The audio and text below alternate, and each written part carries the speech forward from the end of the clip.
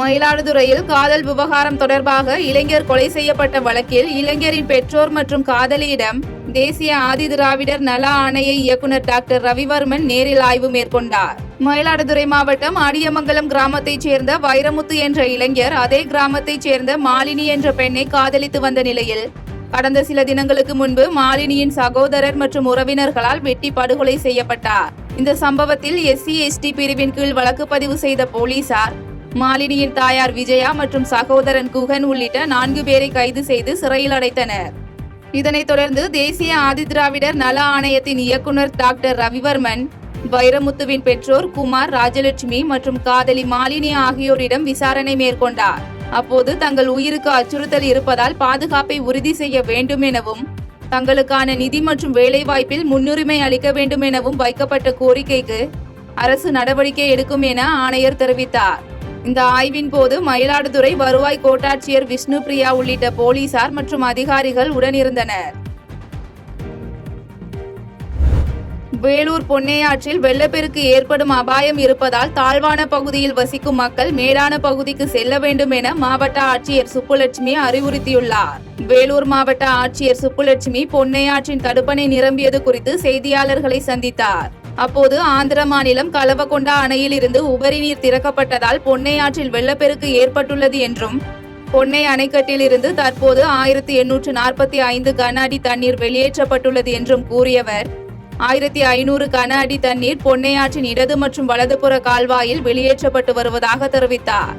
மேலும் பொன்னையாற்றின் கரையோரத்தின் தாழ்வான பகுதியில் வசிக்கும் மக்கள் மேடான பகுதிக்கு செல்ல வேண்டும் என அறிவுறுத்தியுள்ளதாக தெரிவித்த ஆட்சியர் மாவட்டத்தில் தற்போது 135 தற்காலிக நிவாரண முகாம்கள் அமைக்கப்பட்டு இருப்பதாக தெரிவித்தார். தெளிவாக நாங்கள் கடந்த 2 நாட்களாக உரிய எச்சரிக்கை வழங்கியிருக்கிறோம்.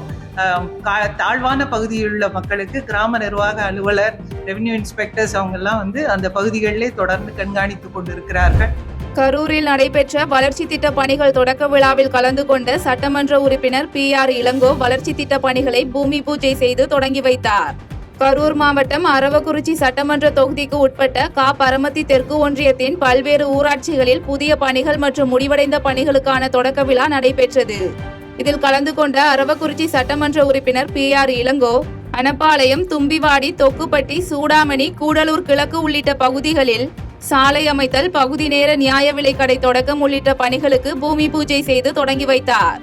இந்த நிகழ்ச்சியில் தூய்மை நல பணியாளர்களுக்கு புதிய சீருடைகள் வழங்கியதோடு தூய்மை தொடர்பான உறுதிமொழியையும் சட்டமன்ற உறுப்பினர் இளங்கோ ஏற்றுக்கொண்டார். இந்நிகழ்ச்சியில் பரமத்தி தெற்கு ஒன்றிய செயலாளர் கருணாநிதி, வட்டார வளர்ச்சி அலுவலர் கிருஷ்ணமூர்த்தி, துணை வட்டார வளர்ச்சி அலுவலர் ராஜா மற்றும் கூட்டுறவு சங்க அலுவலர்கள் உள்ளிட்ட அரசு அலுவலர்கள், பொதுமக்கள் என ஏராளமானோர் கலந்து கொண்டனர். ராசிபுரத்தில் நடைபெற்ற முப்பெரும் விழா பொதுக்கூட்டத்தில் கலைஞருக்கு மெரினாவில் 6 அடி இடம் தர மறுத்து தடையாணை பெற முயற்சி செய்த எடப்பாடி பழனிசாமி கொடூரமானவர் என்று திமுகவின் கழக அமைப்பு செயலாளர் RS பாரதி கடும் விமர்சனம் செய்தார். நாமக்கல் மாவட்டம் ராசிபுரம் அடுத்த வெண்ணந்தூர் பேரூராட்சியில் கழக முன்னோடிகளுக்கு மரியாதை செலுத்தும் வகையில் நடைபெற்ற திமுகவின் முப்பெரும் விழாவில் சிறப்பு அழைப்பாளராக திமுக கழக அமைப்பு செயலாளர் RS பாரதி கலந்து கொண்டு உரையாற்றினார். அப்போது மெரினா கடற்கரையில் கலைஞருக்கு இடம் தராமல் அவரிடம் பயிற்சி பெற்ற தங்களிடமே மோதி பார்த்தார் எடப்பாடி பழனிசாமி என்று குற்றம் சாட்டிய அவர், ஆனால் அதையெல்லாம் தவிடுபொடியாக்கி இன்று மிக பிரம்மாண்டமாக கலைஞரின் சமாதி நிறுவப்பட்டுள்ளதாக பேசினார். மேலும் கலைஞருக்கு மெரினாவில் 6 அடி இடம் தர மறுத்து தடையாணை பெற முயற்சி செய்த எடப்பாடி பழனிசாமி கொடூரமானவர் என்று கடுமையாக விமர்சித்தார். இந்நிகழ்ச்சியில் மாநிலங்களவை உறுப்பினர் ராஜேஷ்குமார் உட்பட வெண்ணந்தூர் ஒன்றிய செயலாளர், பேரூர் கழக நிர்வாகிகள் என 500க்கும் மேற்பட்டோர் கலந்து கொண்டனர். மன்றாடி கேட்டு 6 அடி இடம் தர முடியாது என்று மறுத்தவன் தான் எடப்பாடி என்பதை ஒவ்வொரு திமுக தொண்டனும் மறந்துவிடக்கூடாது. கூட்டுத்தாக்கு பகுதியில் தூய்மை இயக்கம் 2.0 திட்டத்தின் மூலம் சுற்றுப்புறத்தை தூய்மையாக வைத்திருப்பதற்கான தூய்மை உறுதிமொழியை ஏற்கும் நிகழ்வில் அமைச்சர்கள் கலந்து கொண்டனர்.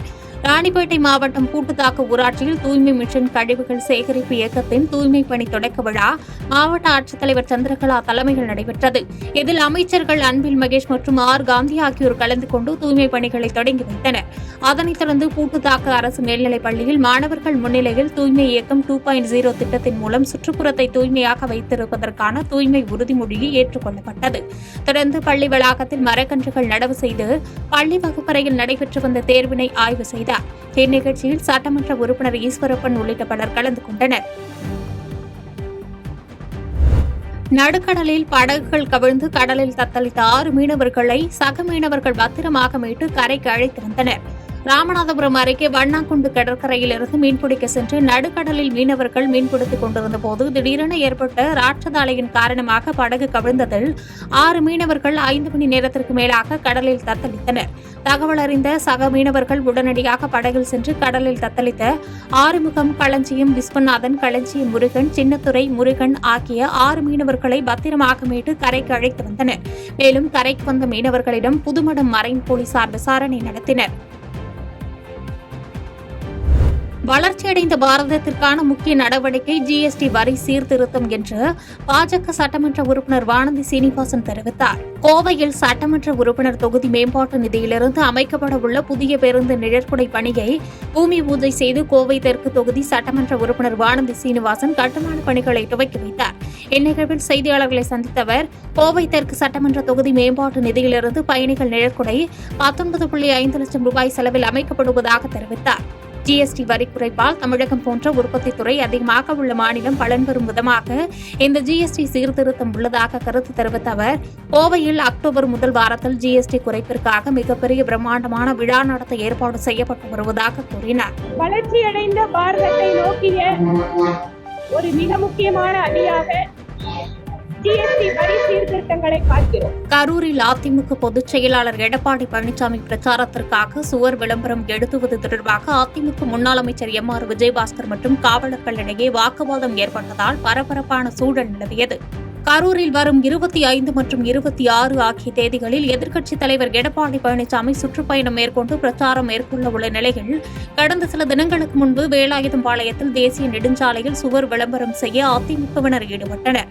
அப்போது திமுகவினர் எதிர்ப்பு தெரிவித்ததால் தகவல் அறிந்து சம்பவ இடத்திற்கு வந்த போலீசார் 17ஆம் தேதி முதலமைச்சர் வருகையை முன்னிட்டு திமுக சார்பில் விளம்பரம் செய்யப்பட உள்ளதால் நிகழ்ச்சி முடிந்த பிறகு சுவர் விளம்பரம் செய்து கொள்ளும்படி அதிமுகவினரிடம் அறிவுறுத்தியுள்ளனர். இதையடுத்து திமுக முப்பெரும் விழா முடிவடைந்ததை அடுத்து அதிமுகவினர் சுவர் விளம்பரம் எழுத முற்பட்ட போது மீண்டும் திமுகவினர் எதிர்ப்பு தெரிவித்ததால் சம்பவ இடத்திற்கு அதிமுக முன்னாள் அமைச்சர் MR விஜயபாஸ்கர் உட்பட 100க்கும் மேற்பட்டோர் குவிந்ததால் பரபரப்பு ஏற்பட்டது.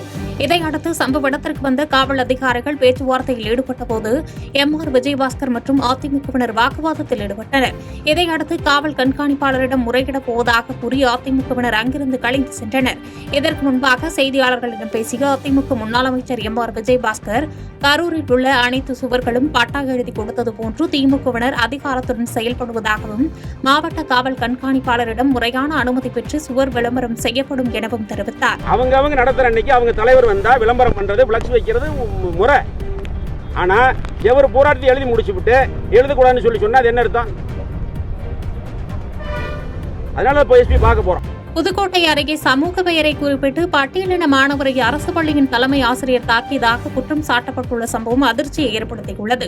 புதுக்கோட்டை மாவட்டம் மீமிசல் அடுத்த கீழையம்பல் கிராமத்தில் செயல்பட்டு வரும் ஊராட்சி ஒன்றிய தொடக்கப் பள்ளியில் தலைமை ஆசிரியராக பணியாற்றி வருபவர் ஆரோக்கியசாமி.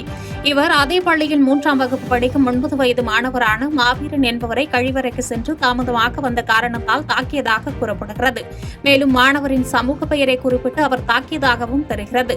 இதனால் காயமடைந்த மாணவர் மணமேல்குடி அரசு மருத்துவமனையில் சிகிச்சைக்காக அனுமதிக்கப்பட்டுள்ள நிலையில் கீழையம்பல் கிராமத்தில் செயல்பட்டு வரும் ஊராட்சி ஒன்றிய தொடக்கப் பள்ளியில் படிக்கும் பட்டியலின சமூக மாணவர்கள் மீது அங்கு பணியாற்றும் ஆசிரியர்கள் சாதிய பாகுபாடு பார்ப்பதாக குற்றம் சாட்டிய பாதிக்கப்பட்ட மாணவரின் பெற்றோர் சம்பந்தப்பட்ட ஆசிரியர்கள் மீது தகுந்த நடவடிக்கை எடுக்க வேண்டும் எனவும் கோரிக்கை வைத்தனர்.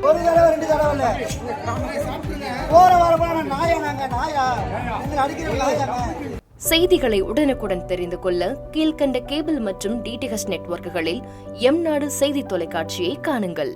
பாதகம் செய்பவரை கண்டால் நாம் பயம் கொள்ளலாகாது பாப்பா. மோதி மிதித்து விடு பாப்பா, அவர் முகத்தில் உமிழ்ந்து விடு பாப்பா. அண்மை செய்திகளை உடனுக்குடன் தெரிந்து கொள்ள இணைந்திருங்கள் எம் நாடு தொலைக்காட்சியுடன்.